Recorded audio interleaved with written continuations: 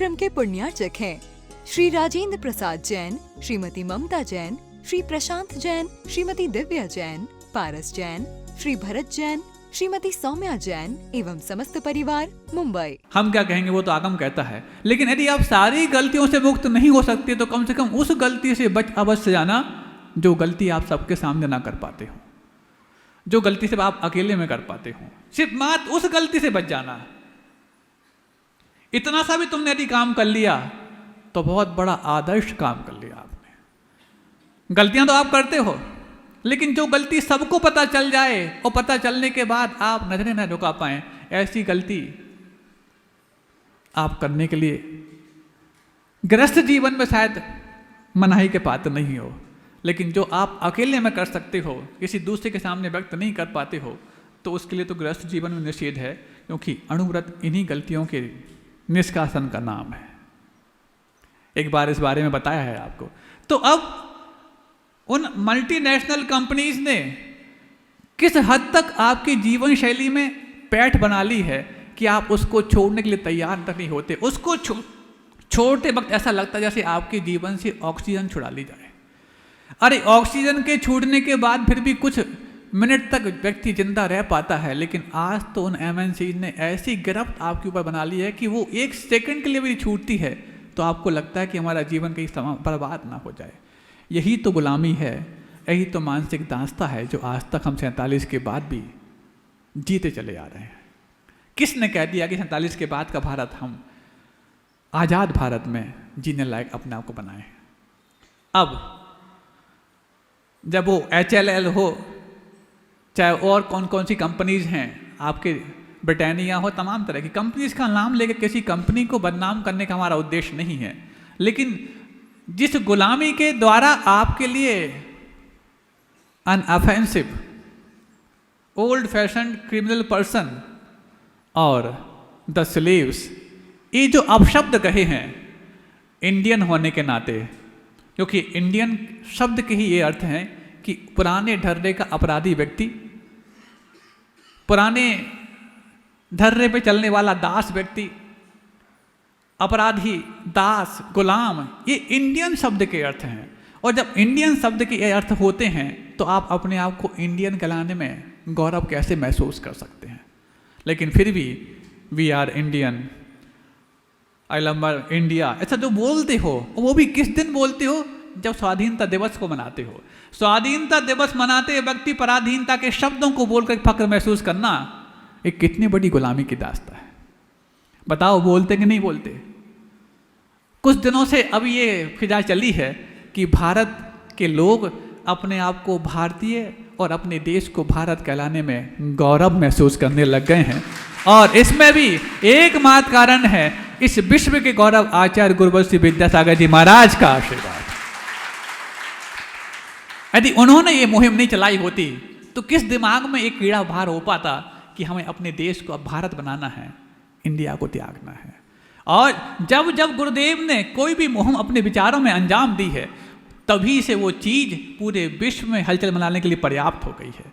कोई भी विचार हो, चाहे वो भाषा का विचार हो, चाहे वो भारत को भारत करने का विचार हो, चाहे वो हथकरघा का विचार हो, चाहे अन्य कोई बहुत सारे विचार, कभी मौका मिलेगा तो एक एक विचार के बारे में आपको एक एक दिन लगाने का तैयार रहूँगा।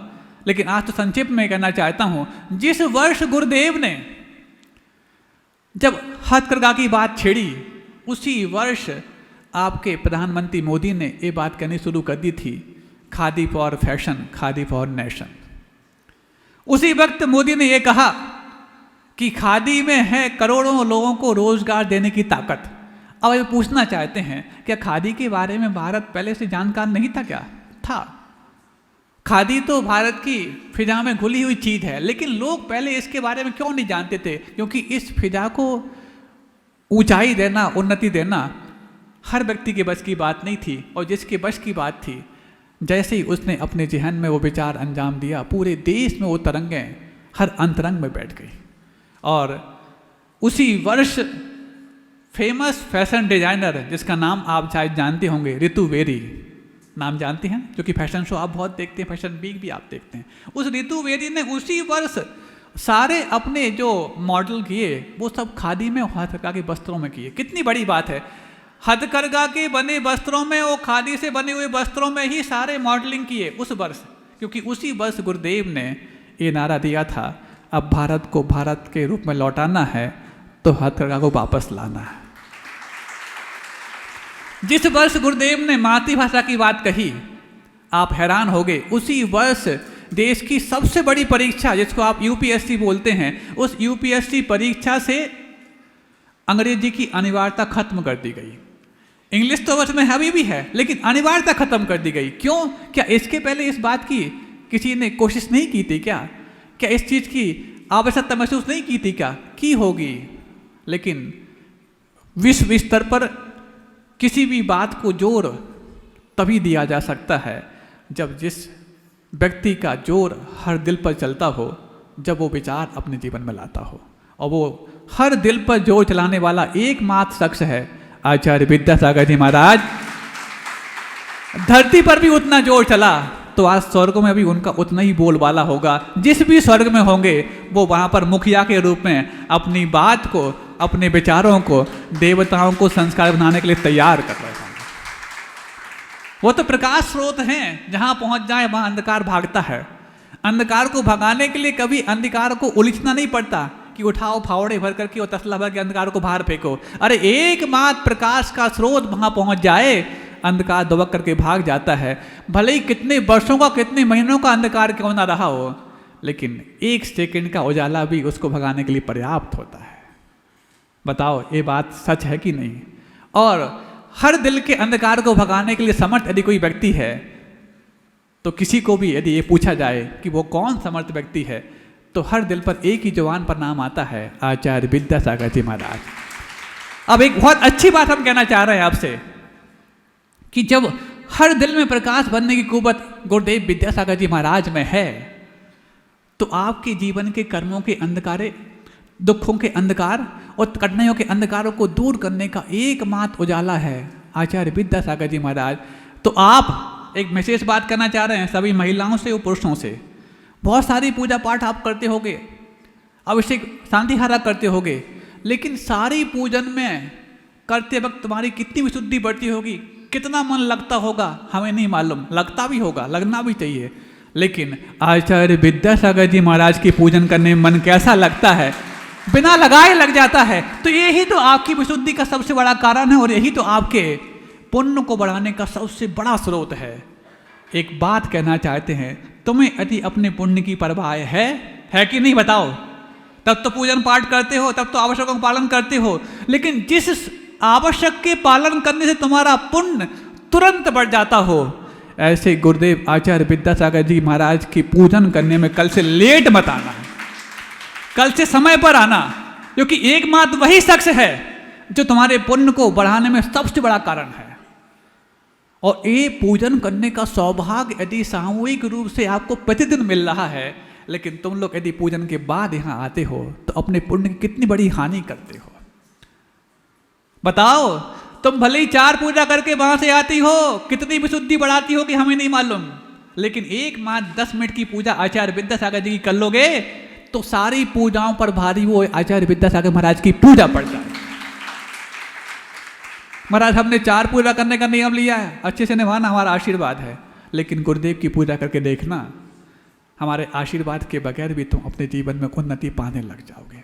ऐसे कई स्थानों पर उन्होंने प्रयोग देखे हैं, कई स्थानों पर देखे हैं। और जिंतूर वालों को तो 4 महीने का ग्रीष्म काल मिलने के बाद जब उनको और आशा थी और अपने की तमन्ना थी कि एक चातुर्मास और मिल जाए, तो उनको हमने यही मूल मंत्र दिया था, कुछ नहीं करो, गुरुदेव विद्यासागर जी महाराज से तुम्हें चातुर्मास यदि चाहिए है तो मात्र उनकी भक्ति करो। डोंगरगढ़ जाके करो तो अच्छी बात है, नहीं कर पा रहे तो अपने जिंतूर में रहकर करो। और वाकई में उन्होंने मात्र 15-20 दिन भक्ति की, वहां से संकेत आ गया कि आपको चातुर्मास जिंतूर में ही करना है। इतनी पावरफुल भक्ति है गुरुदेव की आपके पुण्य को बढ़ाने के लिए, लेकिन तुम्हारा पुरुषार्थ कई बार कमजोर पड़ जाता है। अरे महाराज आके बैठ जाएं, गुरुदेव की पूजन प्रारंभ हो जाए और तुम लोग अपने कामों में लग रहे, कितना बड़ा अपने आप में एक पुण्य की हानि का एक संकेत है ये। कल से अपने पुण्य की हानि करोगे क्या? अपने पुण्य को बढ़ाओगे क्या? कितने लोग बढ़ाएंगे बताओ, हाथ ऊपर करके बताओ। पड़ोसी के देख के हाथ उठाने वालों, पुण्य अभी घटा लिया तुमने। खुद को यदि गुरुदेव के लिए तुम्हारे जीवन में थोड़ा सा भी स्थान है तो कल से गुरुदेव की पूजा प्रारंभ होने के पहले हम यहां पर आएंगे। कितने लोग तैयार हैं बताओ? जिनके जीवन में और जिनके दिल में आज भी गुरुदेव जीवित होंगे वही आ पाएंगे, और जो 18 फरवरी के पहले ही गुरुदेव को विदा कर चुके हैं वो कल से नहीं आ पाएंगे। सुन रहे हो? महाराज बच्चों को स्कूल भेजना पड़ता है, यही कहना चाह रहे हो ना? तो यदि आप स्कूल भेजने के बाद आना चाहते हैं तो स्कूल की टाइमिंग ऐसे आपकी, या तो 9 बजे का टाइम है या फिर 7:30 का टाइम है, 8 का टाइम तो वैसे भी नहीं है, और पूजन प्रारंभ होती है 8:05 या 8 बजे से। आ सकते हैं, आसानी से आ सकते हैं, बशर्ते कि सारे काम पहले निपटा लें। जब शांति धारा का समय फिक्स होता है तो सारे काम निपटाने के बाद पहुंचते कि नहीं पहुंचते? शांति धारा करते वक्त इतनी विशुद्धि बढ़ती है, मुझे लगता नहीं कि आचार्य जी की पूजा करते वक्त उतनी विशुद्धि नहीं बढ़ती होगी। नहीं बढ़ती क्या? तो सोचना क्यों पड़ रहा है? और बढ़ती है तो हर बढ़ती उम्मीद को ये चीज समझनी चाहिए कि हमारे जीवन में पुण्य का सबसे बड़ा वरदानी हाथ यदि हो सकता है तो गुरुदेव आचार्य विद्यासागर जी महाराज की पूजन के रूप में कल से समय पर। और कुछ लोग ऐसे हैं पूजन किए और चले जाते हैं, जो कि व्यवस्था कर रखी है आपने घर पर सुन लेंगे अब तो। हाँ, अरे पूजन करना ये हमारा कर्तव्य है कि आपका कर्तव्य है? देव पूजा किसका आवश्यक है बताओ? हाँ, श्रावक का। लेकिन तुम्हारे आवश्यक में उत्साह भर पाए, ऊर्जा भर पाए, आनंद आ पाए तो हम भी आके बैठ जाते हैं गुरुदेव की पूजन में। जबकि हम तो गुरुदेव की पूजन सुबह करके ही आते हैं भक्ति के रूप में। 5:45 बजे हम गुरुदेव की पूजन कर लिया करते हैं, लेकिन आपकी पूजन में शामिल होने इसलिए आते हैं कि ताकि आपका उत्साह भर पाए, और आपके उत्साह बढ़ाने के लिए हम आए और आप अपना उत्साह बढ़ा के चले जाओ। कितनी बड़ी अपने आप में संस्कारहीनता है। सुन रहे हो? जो पूजन करने के बाद चले जाते हैं तो वो सिर्फ मात्र पूजन में मनोरंजन करने आए थे, पुण्यवर्धन करने नहीं आए थे। क्योंकि जो आपके लिए यहाँ आके बैठ गए हैं वो तो अभी भी बैठे हैं। आप लोग की बात नहीं कर रहे, कहीं और की बात कर रहे हैं, क्योंकि आप लोग तो बैठे अभी भी हैं। जो आके चले जाते थे बोल रहे हैं हम, उनके लिए समझना चाहिए ये तुम्हारी सही मेहमान नवाजी नहीं है। मेहमान तुम्हारे घर पर आए और तुम छोड़ के चले जाओ, अगली बार आएगा? तो ऐसा कर ले वो मेहमान कि अगली बार तुम्हारी पूजन में ना आए, तुम पहले कर लेना उसके बाद आएगा। तुम कल से पूजन कर लेना, उसके बाद मेहमान आएंगे आपके यहाँ, चल जाएगा? महाराज वैसे तो हम गुरु जी की पूजन गुरु जी के चित्त को देख करके कर सकते हैं, कर लेते हैं, अपने चित्त में देख करके कर सकते हैं, कर लेते हैं। लेकिन जब गुरुदेव की कोई रचना सामने बैठी होती है तो उसको देख करके पूजन करने में आनंद आता है, इसलिए तो आपके सामने कर लिया। लेकिन रचना तो सामने बाद में भी बैठी रहती है, फिर तुम्हारे दिमाग में कौन सी रचना करने लग जाती है? उसी रचना का नाम बिहू रचना है, जो कर्मों की बिहू रचना है। तो हम बात कर रहे थे उन MNCs कंपनी की, उस MNCs की बात कर रहे थे कि कैसे हद तक तुम्हारे दिमाग पर जकड़न पैदा करती है। एक के बाद एक कंपनी आकर के, और वो कॉस्मेटिक्स, वो सॉप और वो सोप समझते? साबुन। हाँ, कुत्ते को नहलाने के लिए उपयोग करने वाली साबुनें आज 10 गुनी कीमत रैपर में पैक करके और आपको देती जाती हैं। हाँ, ये जो कंपनी का नाम और साबुन का नाम लेकर के हम किसी को बदनाम नहीं करना चाहते, लेकिन जो आप यूज करते हैं पता तो करो कि ये साबुनें बनाई किसके लिए थी और यूज कौन कर रहा है। महाराज अब यूज तो हम करते हैं, लेकिन ये बताओ बनाई किसके लिए थी? तो एक एक कंपनी का और एक एक साबुन का नाम लेकर डिस्क्राइब नहीं करना चाहते। जिन अधिकांश साबुनों का आप उपयोग करते हो जिसमें TFM, टोटल फैटी मटेरियल, जो TFM 2 तरीके से तैयार होता। टोटल फैटी मटेरियल बहुत कम साबुनों में होगा जो नेचुरल रिसोर्सेज से प्राप्त होता है। अधिकांश साबुनों में तो वो पशुओं की चर्बी से ही तैयार होता है, और TFM देख करके ही कंपनीज के लिए पात्रता मिलती है कि आपकी साबुन बाजार में बिकने योग्य है कि नहीं। अब ये काय से तैयार होता? पशुओं की चर्बी से। एक बार पशु की चर्बी या गंदगी हाथ लग जाए तो नहाने के लिए कहा जाता है, और तुम तो नहाते ही उससे हो, और तुम्हें कौन नहलाएगा। फिर उसके बाद नहाने के बाद पोतते ही वही चीज हो। बताओ, एक किसी शव की शव यात्रा में जाओ, आपने शव को स्पर्श भी ना किया हो, तो लौट करके आता है तो सबसे पहले घर के बाहर नहाता है, और फिर दूसरी बार घर के बाथरूम में जाके नहाता है। 2 बार नहाता है तब जाके, जिसको स्पर्श भी नहीं किया तब जाके ना आपको शुद्ध मान पाता है। और तुम तो शव के पुलिंदे को अपने ऊपर लीप पोत करके आते हो, और फिर महाराज हम पूजन करने आए हैं। इसलिए तो ना तुम्हारा पूजन में मन लगता, ना पूजन के बाद मन लगता। मन तो उन्हीं में लगता है जिनने तुम्हारे तन पर इतना बड़ा गंदगी का डेरा पोत रखा है। होता कि नहीं? तो महाराज क्या साबुन से नहाना बंद कर दें? अरे साबुन से नहाने पर ही यदि तुम्हारे शरीर पर कुछ सुंदरता आती, तो कुछ लोग ऐसे हैं जो 20 साल से नहीं नहाए हैं तो भी इतने विद्रूप तो नहीं हैं। पानी से भी नहीं नहाए, साबुन तो बहुत दूर की बात है, पानी से भी नहीं नहाए तो भी इतने कुरूप तो नहीं हो पाए। फिर तुमने अपने आप को रोज नहला करके और चर्बी से नहला करके कौन सा बड़ा काम कर लिया है? ये अपवित्रता मन की और तन की ही है जो तुम्हारे चेतन को पवित्र होने से रोक रही है। अब बताओ, ऐसी कई सारी कंपनीज, और फिर उसके बाद तो ये तो हो गया बाहर से लगाने वाली चीज, फिर भीतर ढकेलने वाली चीज। कोला, कोयला की नहीं, Cola, Pepsi Cola, Coca Cola, हाँ बिल्कुल, क्या क्या ढकेल जाते भगवान। किन्ने इनके दिमाग में क्या क्या ढकेल दिया है जो दिमाग के कारण ये अपने शरीर के भीतर ढकेल देते हैं। टॉयलेट क्लीनर है वो, कुछ नहीं है। तुम्हारे घर में यदि कभी वो टॉयलेट क्लीनर खत्म हो जाए ना, हम तो नहीं कहेंगे तुम इसका उपयोग करो क्योंकि हिंसा का दोष लगता है, लेकिन ये लोग कहते हैं कि उसका एक विकल्प है। तो कुछ लोग कहते हैं जब जो टॉयलेट साफ कर सकता है तो हमारी आंतों को भी साफ करता होगा, इसलिए हम पी लेते हैं वो। इस कार्यक्रम के पुण्यार्चक थे श्री राजेंद्र प्रसाद जैन, श्रीमती ममता जैन, श्री प्रशांत जैन, श्रीमती दिव्या जैन, पारस जैन, श्री भरत जैन, श्रीमती सौम्या जैन एवं समस्त परिवार, मुंबई।